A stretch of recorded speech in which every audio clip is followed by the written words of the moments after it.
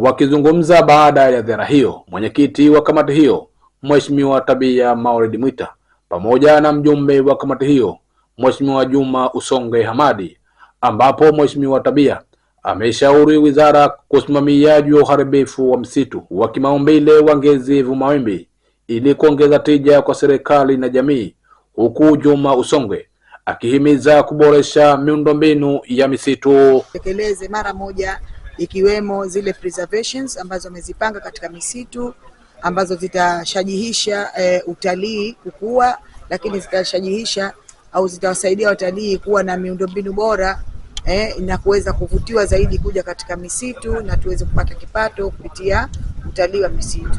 Tunataka tutoe ahadi kwa wizara hii ya kilimo kwamba tutaendelea kuwapa mashirikiano makubwa kuhakikisha kwamba yale malengo yote yaliyopangwa katika mpango kazi na kwa mujibu wa bajeti yanafikiwa, lakini pia kama kutakuwa kuna haja ya kwenda kumshauri rais wetu wa Zanzibar na mwenyekiti wa Baraza la Mapinduzi, basi tutafanya hivyo kufuata utaratibu ambao unakubalika kisheria, kikatiba na kikanuni, ikiwemo changamoto ambayo tumeiona katika msitu wa Ngezi ya ujenzi wa hoteli, eneo ambalo tunahisi si eneo sahihi. Ni muda ushafika huu msitu usiwepo tu kama unakuwa ni maonyesho, utafikia barabarani tunaoneshana.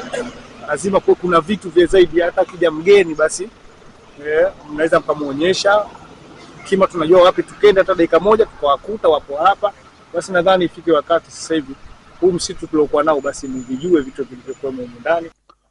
Upande wake afisa mdhamini wa idara ya kilimo, umwagiliaji, maliasili na mifugo Pemba, Mhandisi Idrisa Hassan Abdullah ameshukuru kamati hiyo kwa kuwapa miongozo mbalimbali na kusikiliza changamoto kwa wafugaji, huku mapema mkuu wa idara ya misitu Pemba Samira Makame Juma akiwasilisha taarifa ya utekelezaji wa kazi ya idara ya misitu.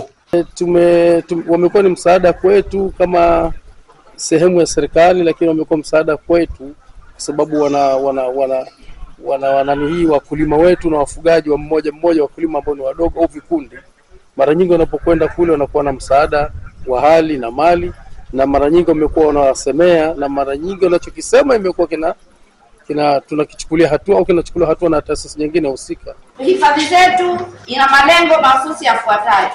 Kwanza ni kutekeleza tafiti, kuendeleza tafiti, ufuatiliaji na tathmini wa bioanuwai mbalimbali zinazopatikana katika hifadhi hizo, kutoa elimu za uhifadhi na matumizi endelevu.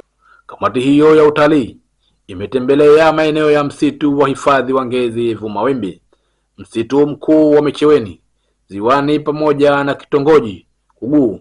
Wajasiriamali walipata nafasi ya kueleza changamoto zao. Nikiripoti kutoka kisiwani Pemba, ni mimi Maulid Hamisi.